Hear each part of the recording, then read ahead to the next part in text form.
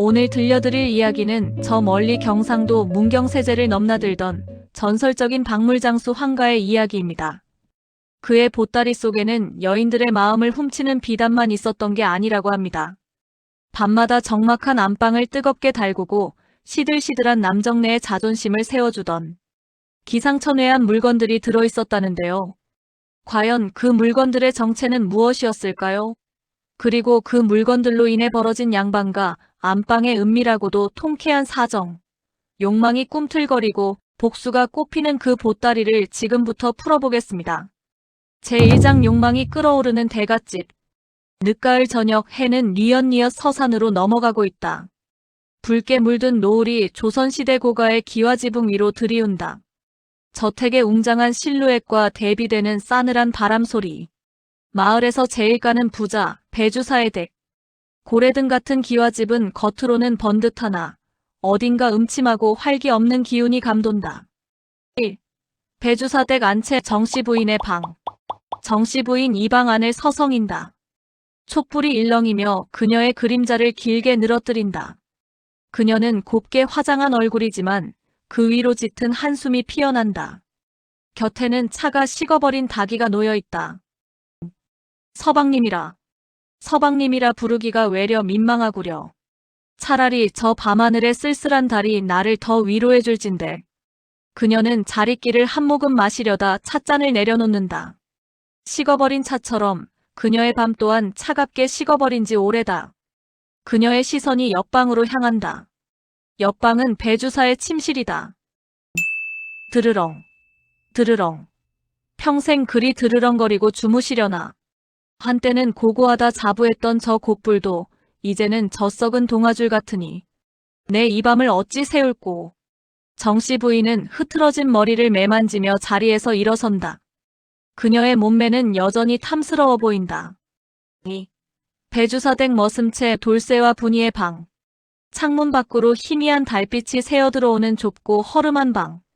지프로 만든 거친 자리 위 머슴 돌쇠와 참모 분이가 마주 앉아 있다. 그들은 서로의 손을 꼭 잡고 있다. 분이 내 이마에 잠금이 늘어가는구나. 벌써 몇 해를 그리 해묵은 혼사를 기약 없이 기다려야 하는 게냐. 이놈의 서방님께서는 입만 열면 세경 줄 돈이 없다. 살림 불릴 재간이 없다 하시니 나는 그저 죽을 맛이오. 돌쇠 오라버니. 내 기다리는 것이 괴롭지는 않아요. 허나 오라버니께서 매번 주사 나으리께 모진 욕설을 듣고 매질까지 당하시는 것을 보면 인연의 가슴이 찢어지는 듯하오. 그 악독한 양반. 남의 피땀 빨아 부자가 되었으면 됐지. 어찌 그리 인정머리가 없는고. 내가 그저 사내구실을 못한다 하여 혼사를 미루는 것이라 들었소. 아니 그게 정령이오? 오라버니는 강쇠 중에 강쇠이신데 어찌 그런 헛소리를. 그 양반께서는 사내구실이란 것이 오로지 본인의 아랫도리에만 한정되는 줄 아는 모양이오. 쯧쯧. 오라버니. 우리도 언젠가는 이 지옥 같은 곳을 벗어나 오라버니 닮은 아들 딸 낳고 오순도순 살 수 있겠지요? 그렇고 말고 내 반드시 그리 만들고야 말 것이다. 이놈의 몸뚱이가 부서지는 한이 있어도 그들의 눈빛에서 간절한 희망과 함께 배주사에 대한 깊은 원망이 스친다. 제2장 황가의 등장과 은밀한 거래. 3. 마을 장터. 황가의 등장. 활기 넘치는 장터 사람들로 북적인다. 그 사이를 유유히 걷는 한 사내 박물장수 황가. 그는 등에 메고 있는 비단 보따리만큼이나 넉넉한 웃음을 지으며 사람들의 시선을 끈다. 자, 여기 보시오들. 세상 어디에도 없는 귀한 박물 보따리 풀어놓습니다. 저 강원도 태백산맥 깊은 골짜기에서 직접 캐온 산삼보다 귀한 약재. 한양 최고 기녀의 마음을 사로잡은 비단옥감.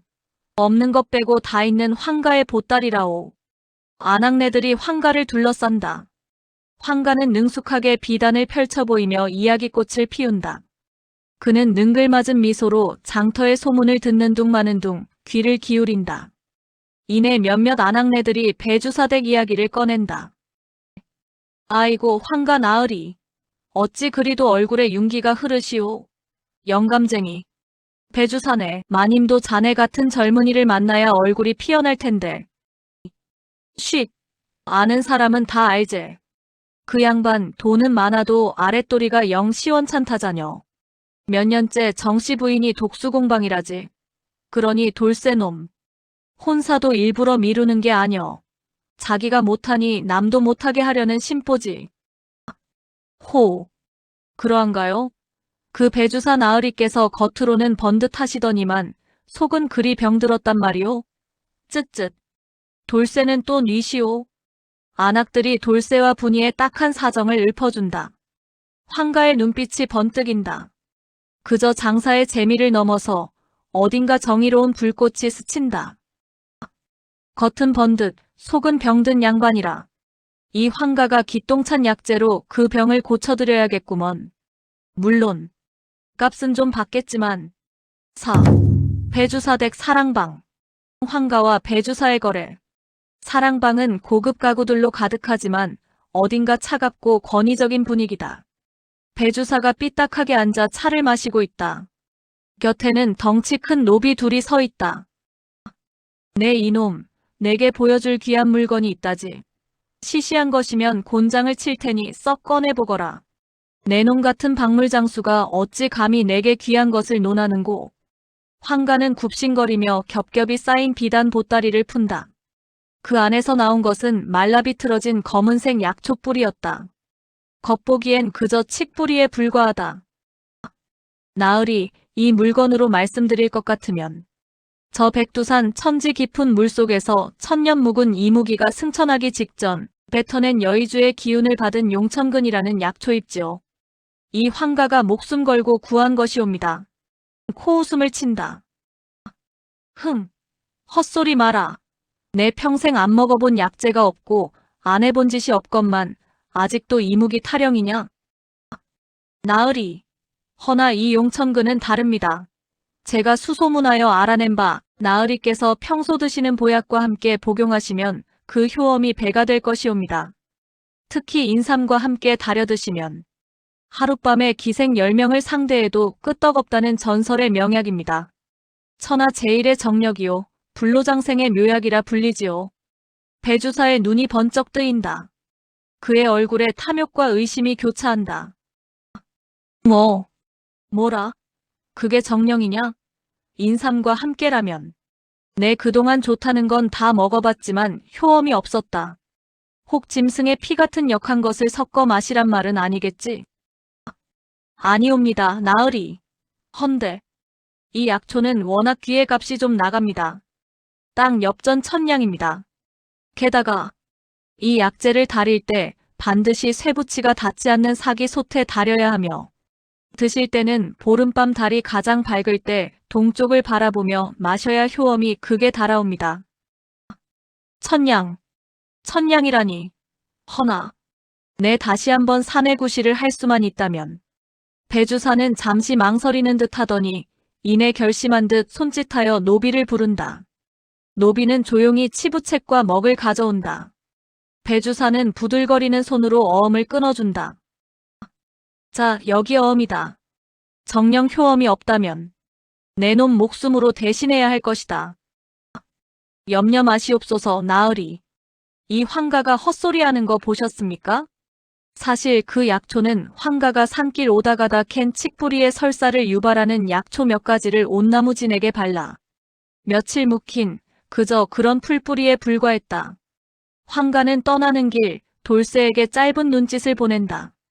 돌쇠는 어리둥절한 표정으로 황가를 바라본다. 제3장 안방마님의 붉은 유혹. 5. 배주사댁 안채 정씨 부인과 황가의 대화. 사랑방에서 거금을 챙긴 황가는 이제 안방마님 정씨 부인이 기다리는 안채로 향한다. 안방의 공기는 사랑방과는 확연히 다르다. 은은한 분냄새와 함께 외로움과 기대감이 섞인 묘한 분위기. 정씨 부인은 앉은뱅이 책상에 기대어 기다리고 있었다. 그녀의 눈빛은 황가의 등장과 함께 미묘하게 흔들린다. 박물장수 황가라 하였지? 영감에게는 무엇을 팔았느냐? 혹 자네도 그 용천근인가 무언가를 가지고 있다 들었다만 그게 정령 효험이 있더냐? 황가. 마님, 나으리께는 회춘하는 약을 드렸습니다만. 글쎄요, 그게 효험을 보려면 시간이 좀 걸릴 겁니다. 나으리 같은 분에게는 그저 잠깐의 위안일 뿐이지요. 정씨 부인은 황가의 튼실한 어깨와 걷어올린 소매 아래로 보이는 힘줄을 훔쳐보며 침을 꿀꺽 삼킨다. 위안. 그래, 영감에게는 그 위안마저도 사치스러운 물건이겠지. 허나 내게는 그 위안조차 허락되지 않으니 이 긴 밤 독수공방하는 이 마음을 자네가 어찌 알겠는가? 황가는 목소리를 낮춰 속삭인다. 하오나 마님, 긴 밤 독수공방하시느라 얼마나 적적하십니까? 제가 마님을 위해 세상 어디에도 없는 벗을 하나 데려왔습니다. 외로움을 달래는 밤의 벗이 될 것이옵니다. 황가는 고리짝 깊숙한 곳, 붉은 비단에 쌓인 물건을 꺼낸다. 그것은 매끈하게 다듬어진 박달나무 조각이었다. 하지만 단순한 나무가 아니었다. 정교하게 조각된 남성의 성기를 빼닮은 형상이었다. 이것은 벼락 맞은 대추나무, 벽조목으로 깎은 것입니다. 양기가 펄펄 넘쳐 귀신도 쫓아낸다는 물건이지요.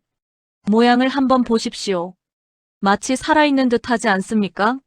정씨 부인의 얼굴이 홍당무처럼 붉어지지만 그녀의 시선은 박달나무 조각에서 떨어질 줄 모른다. 어머나 세상에. 저 굵기하며 솟아오른 핏줄 표현까지.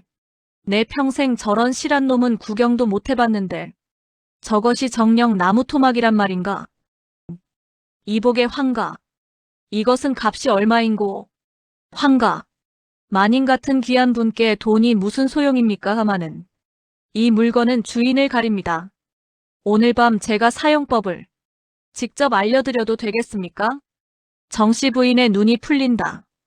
그녀의 시선은 박달나무 조각을 넘어 황가의 강인한 눈빛과 마주한다. 숨막히는 긴장감 속에 그녀가 먼저 입을 연다. 그리하거라. 내 오늘 밤 방문을 걸어 잠글 터이니 나으리께서는 내가 잠든 줄 아실 터어. 자네도 그 틈을 타오시게나. 마님, 제가 감히 마님의 깊은 속사정을 다 헤아릴 수는 없사오나 오늘 밤 마님의 마음속 깊은 한까지 풀어드릴 수 있도록 최선을 다하겠습니다.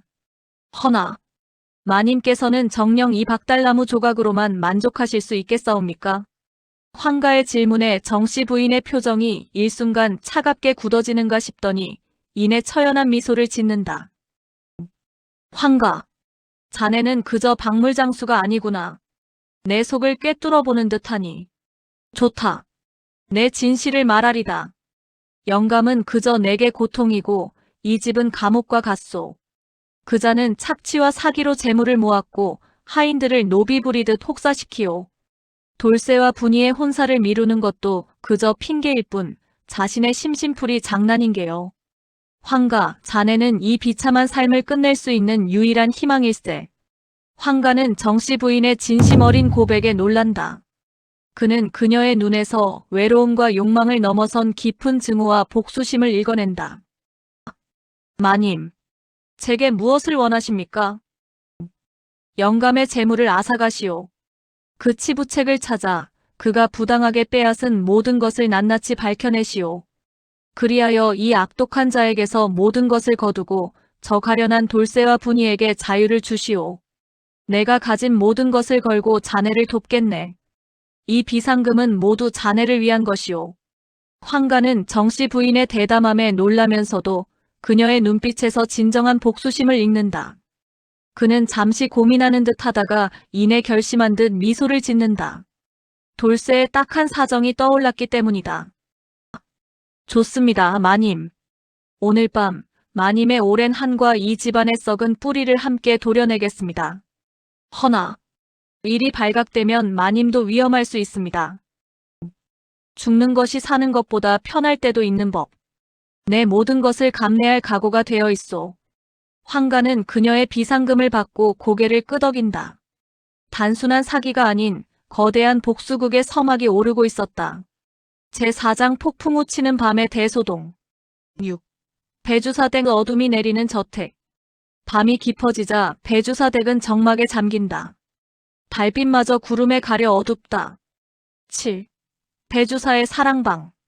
배주사는 황가에게 산 용천근을 인삼과 함께 푹 고아 마셨다. 그는 탕약을 들이키며 만족스러운 미소를 짓는다. 내 드디어 이 곧불 같은 몸뚱이를 다시 일으켜 세울 것이다. 그놈의 황가놈이 효험이 없다면 당장 잡아다 곤장을 치리라. 배주사는 잠자리에 들려는데 갑자기 뱃속에서 꾸르륵거리는 소리가 들려온다. 그의 얼굴이 파랗게 질린다. 허허, 이게 웬일인고. 갑자기 뱃속이. 그는 화장실로 뛰쳐나간다. 배주사댁 화장실. 배주사는 밤새도록 화장실을 들락날락하며 설사를 쏟아내기 시작했다. 고래등 같은 기와집에서 천석군 대감의 곡소리가 울려 퍼진다. 아이고 배야. 내 배 터진다. 이놈의 박물장수놈이 독약을 팔았나. 내 설마 이리도 몹쓸 병에 걸렸단 말인가. 배주사의 곡소리가 적막한 밤하늘을 찢는다. 그는 설사로 인해 기력이 쇠한 채 정신없이 화장실을 오간다. 배주사댁 안방. 안채 깊숙한 안방에서는 정반대의 소리가 들려온다. 정씨 부인은 황가를 기다리며 초조하게 방 안을 서성인다. 이내 문이 조용히 열리고 황가가 들어선다. 그녀의 눈빛이 황가와 마주하자 불꽃처럼 타오른다. 마님, 약속대로 왔습니다. 황가, 내 자네를 기다리느라 한시도 눈을 붙이지 못했네. 황가는 박달나무 조각을 조용히 탁자에 내려놓는다. 그리고 정씨 부인의 손을 잡는다. 그녀의 손은 얼음장처럼 차갑지만 그 속에서 뜨거운 욕망이 느껴진다. 마님, 나으리의 비상금은 어디에 있습니까? 서재에 숨겨져 있소. 책상 아래 비밀 서랍에. 치부책과 함께 말이오. 그곳엔 그자가 평생 악행으로 모은 모든 것이 담겨 있소. 그리고 부엌 뒤뜰의 감나무 아래에도 묻어둔 것이 있다오. 마님, 이 모든 것을 감당하실 수 있겠습니까? 내 이미 돌아올 수 없는 강을 건넜소. 자네, 내게 자유를 선물해 주시게. 황가는 고개를 끄덕인다. 그는 정씨 부인을 조용히 안아올린다. 촛불이 일렁이며 두 사람의 그림자를 흔들고 정씨 부인의 억눌려왔던 교성이 터져나오려다 이내 황가의 입술에 갇힌다. 황가는 정씨 부인을 안방에 잠시 두고 알려준 대로 배주사의 서재로 향한다. 10. 배주사의 서재와 뒷마당. 배주사의 서재. 책상 아래 비밀 서랍을 조심스럽게 여는 황가.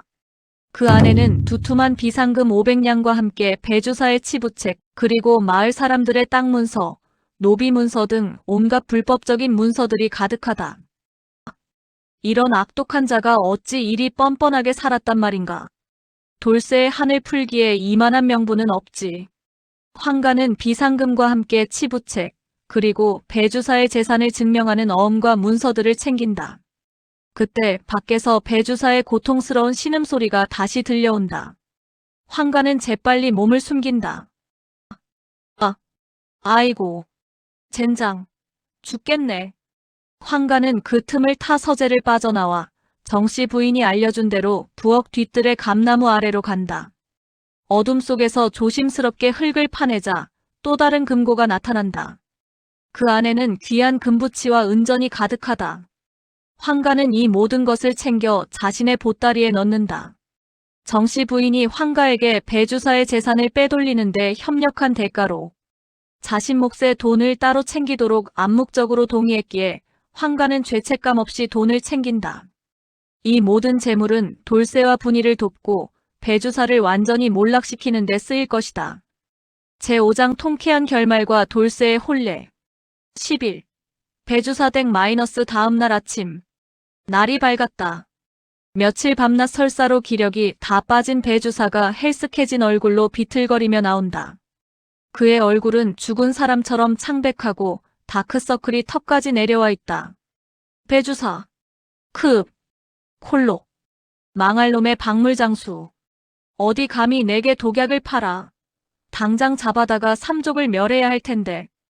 그때 안방에서 정씨 부인이 나온다.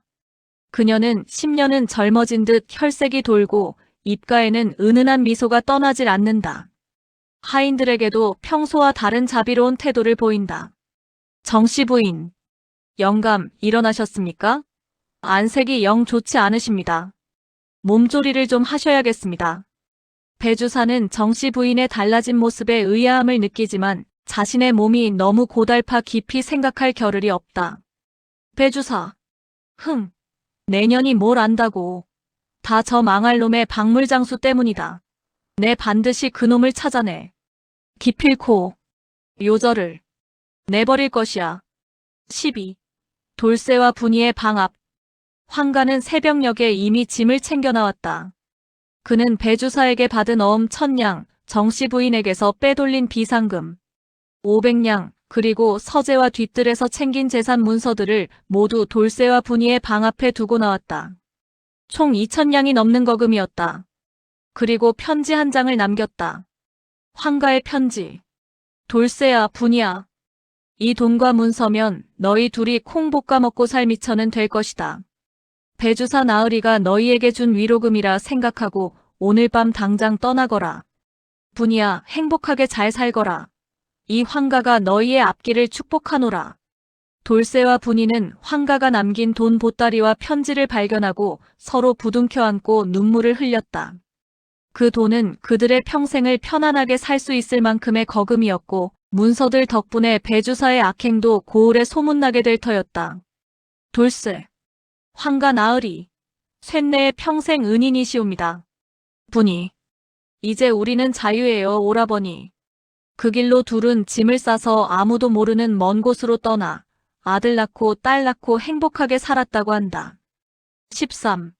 배주사의 서재. 뒤늦게 자신의 서재로 향한 배주사. 그는 책상 아래 비밀 서랍이 열려 있고 치부책과 비상금이 사라진 것을 발견한다. 그의 눈이 휘둥그레진다. 배주사. 내 돈, 내 치부책이. 이럴 수가. 누가 감히 내 재물을. 그는 비틀거리며 부엌 뒤뜰로 달려간다. 감나무 아래를 파헤치자 그곳에 묻어두었던 금고마저 텅 비어있다. 배주사. 내 모든 것을 앗아갔구나. 황가 이놈을 당장 잡아오너라. 그리고 정씨, 내 인연. 내가 감히.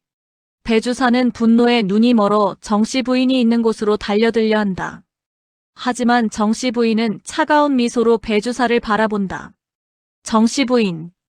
영감, 이제 그만 쉬시지요. 건강도 안 좋으시면서 무슨 재물 타령이십니까? 영감의 모든 것은 이미 제자리를 찾아갔을 뿐. 배주사. 네. 내년이. 감히. 배주사는 충격과 분노에 뒷목을 잡고 쓰러진다. 그의 악행으로 쌓아 올린 모든 것이 한순간에 무너져 내리는 순간이었다. 정씨 부인은 싸늘하게 쓰러진 배주사를 바라보며 어젯밤 황가와의 통쾌한 복수극을 되새기듯 몰래 웃음 지었다는 믿거나 말거나 한 이야기입니다. 14. 황가의 뒷모습. 황혼이 질 무렵 황가는 홀로 문경세제를 넘어 다음 마을로 향한다. 그의 등 뒤로 붉은 노을이 아름답게 물든다. 그의 보따리는 가벼워진 듯하지만 그의 얼굴에는 만족스러운 미소와 함께 어딘가 새로운 모험을 기대하는 듯한 눈빛이 서려 있다. 나레이션. 시청자 여러분, 오늘의 야담 어떠셨습니까?